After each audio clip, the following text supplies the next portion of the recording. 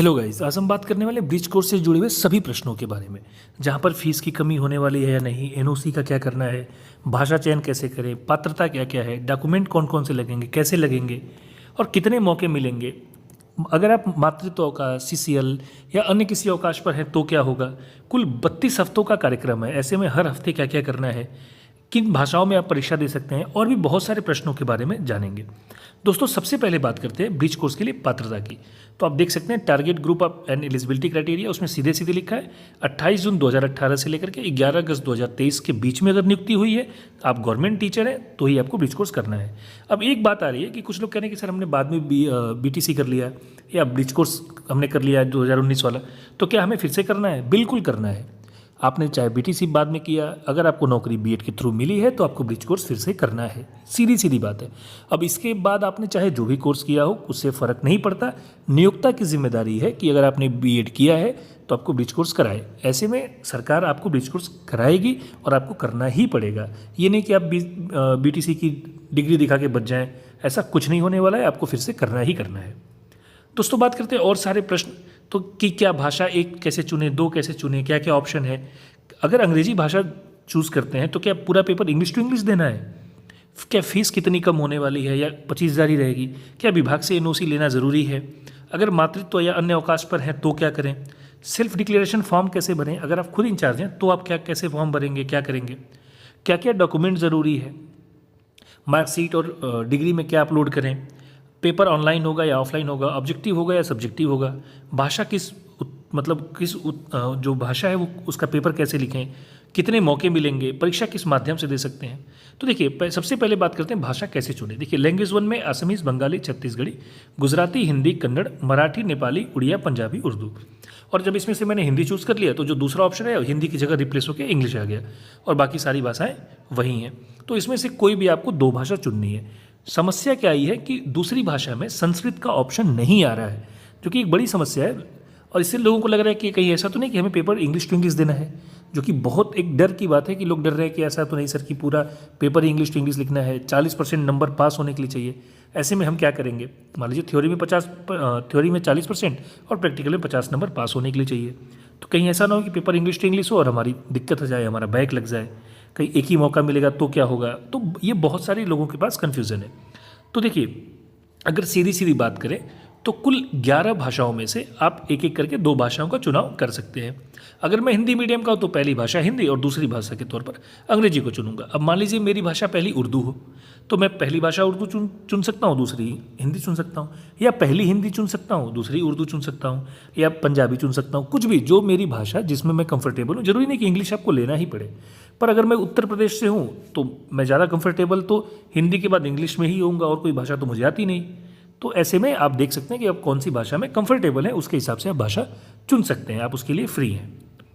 तो ऐसा, और एक चीज़ है कि लोग कह रहे हैं कि पेपर इंग्लिश का इंग्लिश टू इंग्लिश होगा, तो ऐसा बिल्कुल भी नहीं है। इसमें अंग्रेजी भाषा नहीं है, अंग्रेजी भाषा का शिक्षण शास्त्र है।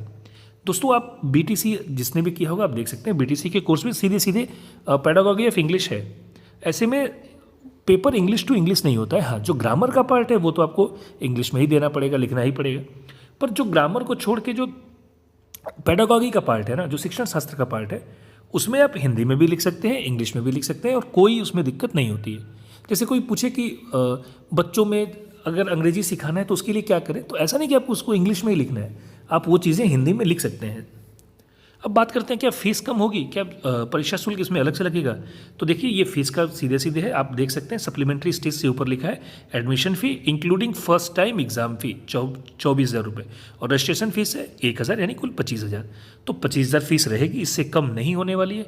पर हाँ दोस्तों, ये इसमें परीक्षा शुल्क इंक्लूड है, आपको अलग से परीक्षा शुल्क नहीं देना है। हाँ, अगर सप्लीमेंट्री स्टेज यानी अगर फेल होते हैं, बैक पेपर देना होता है, तो जितना चाहे NIOS वो ले सकता है। आप सीधे, इसीलिए मैंने स्क्रीनशॉट का यूज़ किया है। अर्थात मोटी मोटा बात करें तो 25,000 आपको फीस देना ही देना है। पहली बार का परीक्षा शुल्क भी इसमें इंक्लूड है, आपको अलग से वो नहीं पे करना है। पर यदि आपका बैक लगा किसी भी सब्जेक्ट में, अब देखिए दोस्तों, लोग कहते हैं एक ही बार मौका मिलेगा, तो फिर बैक की बात कहाँ से आई? क्योंकि 1 साल का मौका है, यानी 2 मौके तो मिलने ही मिलने हैं। ऐसे में यदि आपका बैक लगा तो आप जो भी NIOS फीस तय करें 250-500 जो भी पर पेपर का, वो ले सकता है। अब बात करते हैं यदि अगर आप अवकाश पर हैं, मातृत्व अवकाश पर हैं, तो क्या करें। देखिए ब्रिज कोर्स पूर्णतः ओपन और डिस्टेंस लर्निंग से कोई दिक्कत नहीं है आपके मातृत्व अवकाश से, लेकिन एक प्रॉब्लम आती है। आप देखेंगे जब वीक का जो सेगमेंट है उसमें लिख रहा है कि 9 से लेकर 21वें हफ्ते तक, जिसमें 10 दिन का कॉन्टैक्ट क्लासेस ऑनलाइन और 20 दिन का स्कूल एक्सपीरियंस होना चाहिए। अब आप इसको जब कैलकुलेट करेंगे तो लगभग 28 जनवरी से 28 अप्रैल के बीच में, यानी इस 28 जनवरी से 28 अप्रैल के बीच में आपको 20 दिन स्कूल एक्सपीरियंस करना ही करना है। अब ऐसे में कुछ लोग कहेंगे सर हमारा तो उसमें मातृत्व अवकाश चलेगा, तो हम क्या करें? उसका भी विकल्प है, उससे परेशान होने की ज़रूरत नहीं है। लेकिन सबसे बड़ी चीज़ है कि अगर आप छुट्टी पे हैं तो तनाव मत लीजिए, अब एडमिशन ज़रूर लीजिए, पेपर ज़रूर दीजिए, फॉर्म भरिए। और देखिए इसमें क्या क्या करना है इन 10-20 दिनों में जो स्कूल एक्सपीरियंस का है, तो आप इसमें देख सकते हैं कि practice and teaching lesson at least 20 days with 10 chapter each in language first second mathematics and the world around us. The world around us मतलब हमारा परिवेश भी कहते हैं, ये सामान्य अध्ययन में भी आ जाता है। तो ये हुई है पोर्टफोलियो का विकास, मटेरियल एंड मैनिपुलेटिव्स, फिर रिफ्लेक्टिव जर्नल। अब आप देख सकते हैं कैसे आपको काम करना है। तो प्लानिंग एंड टीचिंग में 40 लेसन प्लान आपको बनाने हैं, 40 कक्षाएं लेनी है, ये 50 नंबर का होगा। एक्टिविटी 5, इनमें से कोई भी 5 एक्टिविटी आपको चुनना है, 5 एक्टिविटी का 25 नंबर है। और रिफ्लेक्टिव जर्नल में 20 दिनों का एक एक अंक का ये है। और एक समरी बनाएंगे, जो रिफ्लेक्टिव डायरी की एक समरी जो बनेगी वो 5 अंक की होगी और कुल 100 नंबर है। यानी ध्यान दीजिए इस पेपर में, जो छठा पेपर है, इसमें 100 नंबर है।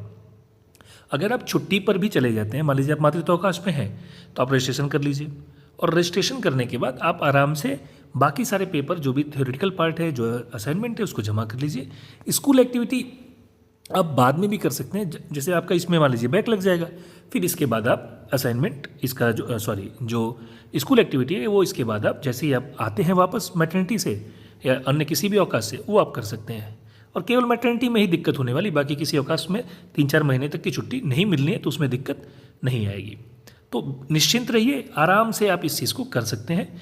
केवल 40 लेसन प्लान आपको बनाने हैं, हर चीज़ में 10-10, मैथमेटिक्स के 10, हिंदी के 10, अंग्रेज़ी के 10 और हमारा परिवेश यानी द वर्ल्ड अराउंड अस, इसके भी 10 लेसन प्लान आपको बनाने हैं।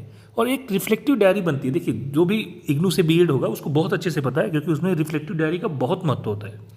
तो रिफ्लेक्टिव डायरी आपको बनानी पड़ती है, उसमें बनता है, तो उसके लिए हम आपको विस्तार से बताएंगे भी और बना के भी दे देंगे। आप उसको एज इट इज़ भी कॉपी कर सकते हो, तो ग्रुप पे पड़ जाएगा, आप उसको देख सकते हैं। तो रिफ्लेक्टिव डायरी बनेगी रिफ्लेक्टिव जर्नल के तौर पे प्रतिदिन का, और एक उसकी समरी भी बन जाएगी कि आज हमने विद्यालय में ऐसे ऐसे किया, तो वो बन जाएगा, कोई दिक्कत नहीं है। बात करते हैं सेल्फ डिक्लेरेशन फॉर्म कैसे भरें। देखिए यदि आप इंचार्ज नहीं है तो आपको फॉर्म भरने में कोई दिक्कत नहीं है, ऊपर अपना भरिए, नीचे हेडमास्टर का डिटेल्स दे दीजिए। पर यदि आप प्रिंसिपल हैं तो क्या करें? देखिए 2 ऑप्शन है, और बेस्ट ऑप्शन ये है कि आप खुद ही साइन करके दे दीजिए, क्योंकि मौके पर तो आप ही स्कूल के प्रिंसिपल हैं। पर हाँ, कई बार अगर आपको, जैसे कुछ लोग कह रहे हैं नहीं सर हम क्यों करें, तो आप बीओ से भी करा सकते हैं, लेकिन फिर भी मैं कहूँगा ज़्यादा बेटर यही है कि आप खुद साइन करके दे दीजिए। मैं एक उदाहरण के तौर पे इसको दिखा दे रहा हूँ। अब ये देखिए, ऊपर अपना नाम लिखिए, पिता का नाम, अपने विद्यालय का पूरा नाम, फिर ऊपर अपना नाम, date of birth, mobile number, UDISE और हस्ताक्षर। और अगर आप खुद हेड हैं तो फिर से अपना नाम, पद, चूँकि प्रभारी हैं तो प्रभारी प्रभारी प्रधानाध्यापक, मोबाइल नंबर लिखिए और खुद का हस्ताक्षर दिनांक के साथ कर दीजिए, और उसके बाद स्कूल की एक मुहर लगा दीजिए। तो बहुत आसान है, इसके लिए बिल्कुल परेशान नहीं होना है कि सर क्या करें, बीओ से कराएं, किसी और अध्यापक से। और अध्यापक से तो बिल्कुल मत कराइएगा, आप चार्ज में आप कर दीजिए, कोई दिक्कत नहीं है। अब बात करते हैं क्या क्या डॉक्यूमेंट आवश्यक हैं। देखिए 2 MB से कम में पासपोर्ट साइज फ़ोटो हो, सिग्नेचर हो, बीएड की डिग्री हो या मार्कशीट, दोनों में से जो भी हो। डिग्री भी आप लगा सकते हैं, मार्कशीट भी आप लगा सकते हैं, इसमें बिल्कुल डरने की बात नहीं है। नियुक्ति पत्र की छाया प्रति, जो भी नियुक्ति पत्र है आपका उसकी छाया प्रति लगा देंगे, और सेल्फ डिक्लेरेशन फॉर्म जो भी पीछे हमने देखा वो आपको लगा देना है, उसकी फोटो प्रिंट आउट निकाल के भर के लगा दीजिए। अब कुछ लोगों का प्रश्न है कि सर बीएड की मार्कशीट अपलोड करें या डिग्री अपलोड करें। देखिए ये बिल्कुल आप पर निर्भर करता है, आप मार्कशीट भी अपलोड कर सकते हैं, डिग्री भी अपलोड कर सकते हैं, इनमें से कोई भी एक अपलोड कर दीजिए, कोई समस्या नहीं आने वाली है। कहीं कहीं क्या हुआ है, कुछ जिलों में जो नियुक्ति पत्र है उसमें एक ही पेज में 10-12 लोगों को का नाम दे दिया गया है, तो वो लोग कह रहे सर हम क्या करें। बिल्कुल आप उसको अपलोड करिए, उसमें जहाँ आपका नाम है उसको थोड़ा सा हाईलाइट कर दीजिए या एक सही का निशान लगा दीजिए, ज़्यादा बेटर है हाईलाइट कर दीजिए और उसको अपलोड कर दीजिए, उसमें कोई दिक्कत नहीं है। अब एक प्रश्न आ रहा है कि सर एड्रेस कौन सा भरें, आधार वाला भरें, नियुक्ति पत्र वाला भरें, या कहाँ का भरें, जिस जिले में नौकरी कर रहे हैं वहाँ का भरें। ऐसा कुछ नहीं है। देखिए एड्रेस कहीं का भी डालिए, कोई दिक्कत नहीं है, पर हाँ ज़्यादा अच्छा ये कि आप अपना एड्रेस जो आपका नियुक्ति पत्र में जो एड्रेस है, चूँकि परमानेंट एड्रेस वही रहा होगा, तो परमानेंट एड्रेस के तौर पे उसी को डाल दीजिए, कोई दिक्कत नहीं होने वाली है। तो नियुक्ति पत्र वाला एड्रेस डालिए। अब कुछ लोग कह रहे हैं सर आधार वाला एड्रेस आप बदल भी सकते हैं, ऐसे में आधार वाले एड्रेस की बहुत वैल्यू नहीं होती है, तो नियुक्ति पत्र वाला एड्रेस डालिए, वो ज़्यादा सुरक्षित है।